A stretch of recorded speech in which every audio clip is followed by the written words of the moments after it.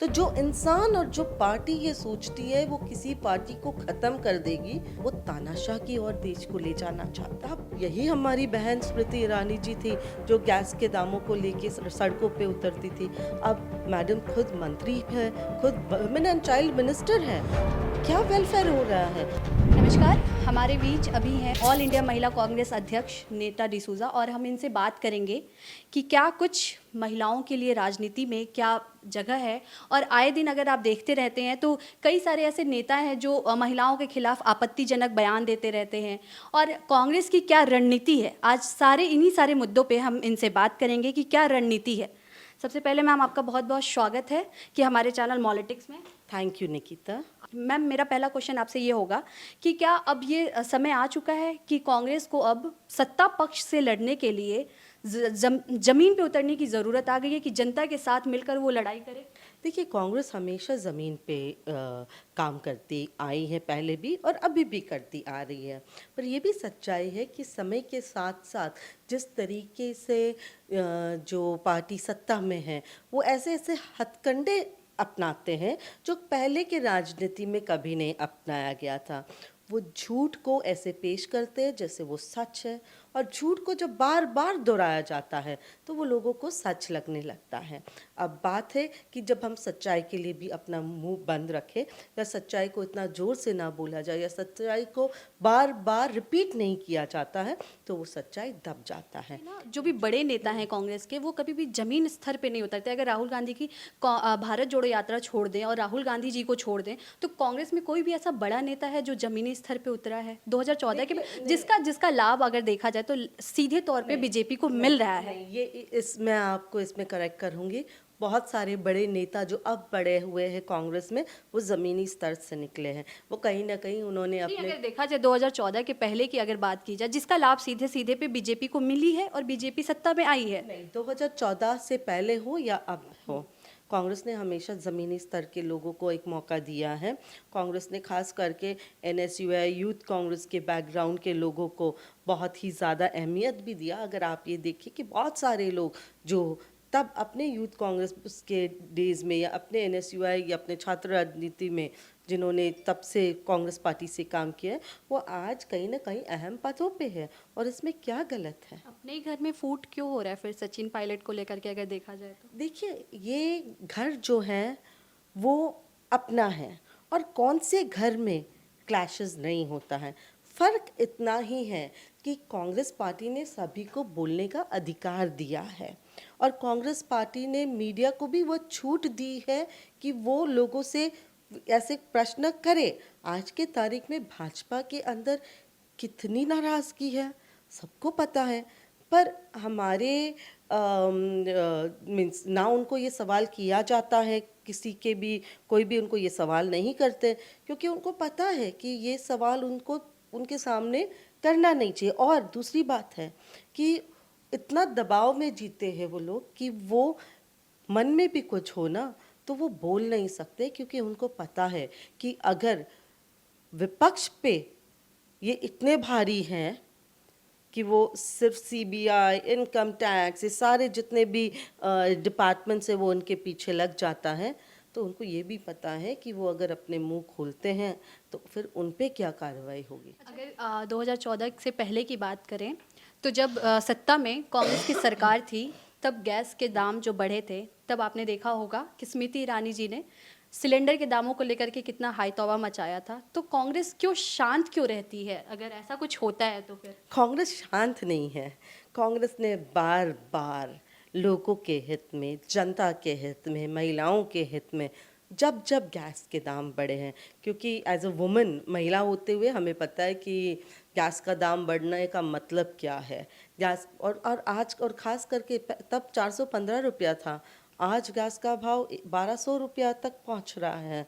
और अब अंतर्राष्ट्रीय कीमतों में अंतर्राष्ट्रीय कीमत जो है वो घटी है, और फिर भी गैस के दाम बढ़े हैं देश में। तो तब जो नौटंकियां होती थी इन लोगों की, वो सिर्फ और सिर्फ सत्ता में आने के लिए, सत्ता में आने के बाद कांग्रेस क्यों नहीं अभी सत्ता से सवाल क्यों नहीं करती है फिर? कांग्रेस कहीं ना कहीं ऐसा नहीं लगता है कि सत्ता सत्ता पे सवाल करने से तो हमें केसेस हम पे केसेस ठोका जाता है। हमने सत्ता से बार बार सवाल किया है, हमने स्मृति ईरानी जी से भी बार बार सवाल किया, जिसके लिए फिर मानहानि का दावा भी हमें सहन करना पड़ता है।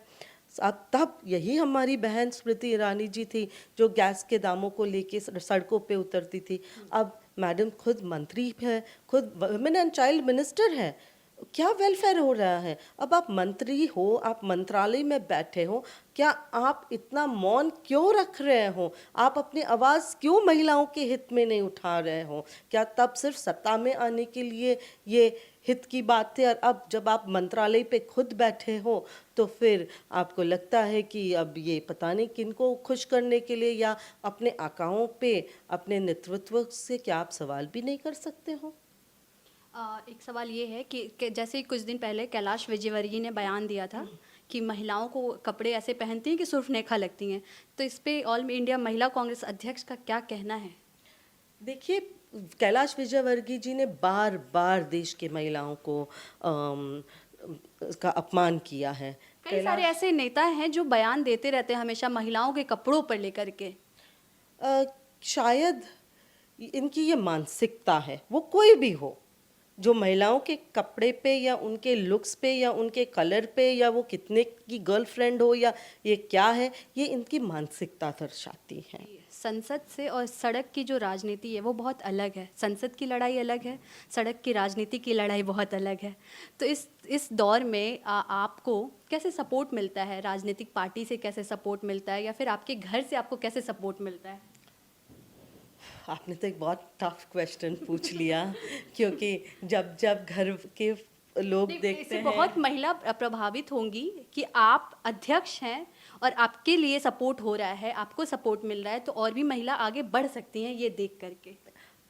सबसे पहले मैं ये कहूँगी कि मैं बहुत लकी हूँ कि मैं कांग्रेस पार्टी के अंदर हूँ, कि मैं कांग्रेस पार्टी में एक ऐसे नेतृत्व के साथ हूँ जो हमेशा हमें बढ़ावा देती है, जो हमेशा महिलाओं के लिए अपने दरवाजे महिलाओं के लिए खुला रखते, जो हमेशा कांग्रेस पार्टी के नेतृत्व ने महिलाओं को बढ़ चढ़ के राजनीति में भी और इलेक्ट्रल पॉलिटिक्स में भी और संगठन के अंदर भी जो अहम भूमिका निभाने का मौका दिया है विभिन्न महिलाओं को। बहुत सारे महिला नेत्री को देखते देखते हम भी इंस्पायर हुए हैं।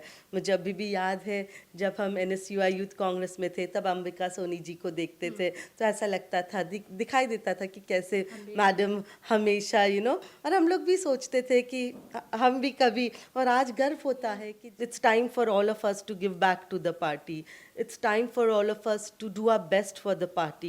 And as a woman, I can say that Congress party ने हमेशा महिलाओं को मौका दिया है और आगे भी देती रहेगी। तो कांग्रेस कहीं ना कहीं बड़े नेता जो चेहरे हैं बड़े नेता के, वो कांग्रेस के जो बड़े नेता हैं वो कभी जमीन पे क्यों नहीं उतरते हैं?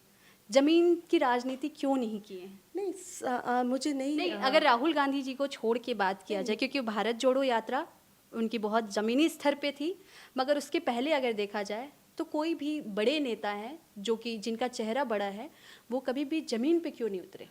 देखिए, सबसे पहले तो राहुल गांधी जी ने जो भारत जोड़ो यात्रा का पहल लिया, ये सराहनीय है। और अगर आप ये कहें कि सिर्फ कांग्रेस के अंदर नहीं, देश आज तक के भारत देश के इतिहास में, फ्री इंडिया के इतिहास में, आज़ाद भारत के इतिहास में, आज तक किसी नेता ने भी 4,200-300 किलोमीटर का भारत जोड़ो यात्रा, ऐसे पद यात्रा नहीं किया है। और इस पद यात्रा के दौरान राहुल जी जिस तरीके से लोगों से मिलते रहे, जिस तरीके से आप देखोगे उसमें हर वर्ग के लोग आए, बच्चे आए, बुजुर्ग आए, महिलाएं आए, आर्म फोर्स के लोग आए, आम कार्यकर्ता आए, टीचर्स आए, एक्ट्रेसेस आए, इंजीनियर्स आए, रिटायर्ड ब्यूरोक्रेट्स आए, फिल्म के वर्ल्ड से लोग आए, जर्नलिस्ट आए, तो हर वर्ग के लोग इनसे मिलने वहाँ पे और अपनी बात रखने आए। वो एक ऐसे लीडर है जिन्होंने हम सबको डरो मत सिखाया, जिसने हमें बिना डरे काम करने सिखाया। आज अगर मैं भी यहाँ पे हूँ, मैं ये सच्चाई है कि उस दौर पे राहुल गांधी जी प्रभारी हुआ करते थे यूथ कांग्रेस के, और हम मेरे जैसे बहुत सारे कार्यकर्ताओं को और कांग्रेस यूथ कांग्रेस के वर्कर्स को विभिन्न जगहों पे मौका मिला है। और उनका उनका जो एक आई वुड से सेल्फलेस, एक सेल्फलेस बीइंग जो होता है ना, वो उनमें है। और उनका यही सेल्फलेस नेचर ने हम में से बहुतों को आगे राजनीति में मीन्स उनको भी एक आइडियल बनाते हुए हम आगे चले। विपक्ष हमेशा आरोप क्यों लगाती है सत्ता पक्ष पे कि राहुल जी के गान भारत जोड़ो यात्रा से डर गए हैं सत्ता पक्ष? देखिए, सबसे पहले जो सत्ता में लोग बैठे हैं उनकी मानसिकता समझना होगा हमें, और इनकी मानसिकता बहुत क्लियर है। उनकी मानसिकता है कि वो, याद करो जब वो 2014 में भी आए, वो एक ही बात कहते रहे, नहीं, उन्होंने कहा कांग्रेस मुक्त भारत। अब क्या कांग्रेस इतने साल सत्ता में थे कांग्रेस में, क्या कांग्रेस ने कभी ये सोचा कि हमें भाजपा मुक्त भारत चाहिए? नहीं, क्योंकि कांग्रेस के नेतृत्व और कांग्रेस को ये पता है कि अगर देश हित की बात करें तो ज़रूरी है देश हित में एक मजबूत ऑपोजिशन की। तो जो इंसान और जो पार्टी ये सोचती है वो किसी पार्टी को ख़त्म कर देगी, तो ये देश में मजबूत विपक्ष को ख़त्म करना चाहती है। वो देश में वो चाहते नहीं हैं कि डेमोक्रेसी रहे, वो तानाशाह की ओर देश को ले जाना चाहता है। ये समझना हर देशवासी के लिए बहुत इम्पॉर्टेंट है कि ऐसे मानसिकता रखने वाले लोगों की एंड मोटिव क्या है, और देश को इस मोटिव से बचाना ज़रूरी है। अगर हमें देश को एक रखना है, अगर हमें देश में डेमोक्रेसी कायम रखना है, और अगर हम एक उज्जवल जिस भारत देश के लिए हमारे पूर्वजों ने भारत की आज़ादी के लिए अपनी जान दी, तो उस आज़ादी जो उन्होंने हमें दिया, उस आज़ादी को बरकरार रखने के लिए और उनकी जो शहादत है उसको श्रद्धांजलि, सही श्रद्धांजलि हम तभी दे पाएंगे जब हम ऐसे सोच को और देश के अंदर पनपने ना दें। कर्नाटक इलेक्शन है, 10 मई को इलेक्शन होने वाले हैं। कांग्रेस का क्या रणनीति है? कांग्रेस महिलाओं का क्या रणनीति है? महिला अध्यक्ष के तौर पे आपने कुछ सोचा होगा। देखिए, कांग्रेस ने कर्नाटक के अंदर महिलाएं जो हैं वो बहुत ही ज़्यादा इस सरकार से नाराज़ है। ये ग्रास रूट का फीलिंग है वहाँ पे, और कांग्रेस पार्टी ने वहाँ पे महिला कांग्रेस ने वहाँ पे, हमने अपना असेंबली लेवल काम शुरू कर दिया। वहाँ पे हमारा मेजर काम होगा डोर टू डोर कैंपेनिंग और 40% कमीशन वाले सरकार की भ्रष्ट नीतियों को लोगों के सामने रखना, और उन महिलाओं को ये बताना कि कांग्रेस उनके लिए क्या लेके आ रही है। कांग्रेस की योजना उनके लिए जो 2000 रुपीज़ का भी हमने वो निकाला है महिलाओं के लिए वो लोगों तक पहुंचाएं, कांग्रेस की बातें पहुंचाएं, और लोगों के अंदर वापस कर्नाटक में कांग्रेस के लिए विश्वास लाने के लिए महिला कांग्रेस के टीम्स जो है वो घर घर जाएगी। आपसे आखिरी सवाल है ये कि अगर नीता डिसूजा महिला कांग्रेस अध्यक्ष नहीं होती तो क्या होती इस समय, या यूँ कहें तो क्या करती इस समय? नीता डिसूजा आज महिला कांग्रेस की अध्यक्ष है, पर महिला कांग्रेस की अध्यक्ष होने से पहले नीता डिसूजा कांग्रेस पार्टी की कार्यकर्ता है। नीता डिसूजा पहले भी महिला कांग्रेस में अगर कोई पद पे थी, महासचिव थी, तो तब भी कांग्रेस की कार्यकर्ता थी। आज भी मैं महिला कांग्रेस की अध्यक्ष रहते हुए भी महिला कांग्रेस की अध्यक्ष भी हूँ, पर सबसे पहले मैं कांग्रेस पार्टी की कार्यकर्ता हूँ। कल भी कांग्रेस पार्टी की कार्यकर्ता थी, आज भी कांग्रेस पार्टी की कार्यकर्ता हूँ, और अपनी आखिरी सांस तक कांग्रेस पार्टी की कार्यकर्ता रहूँगी।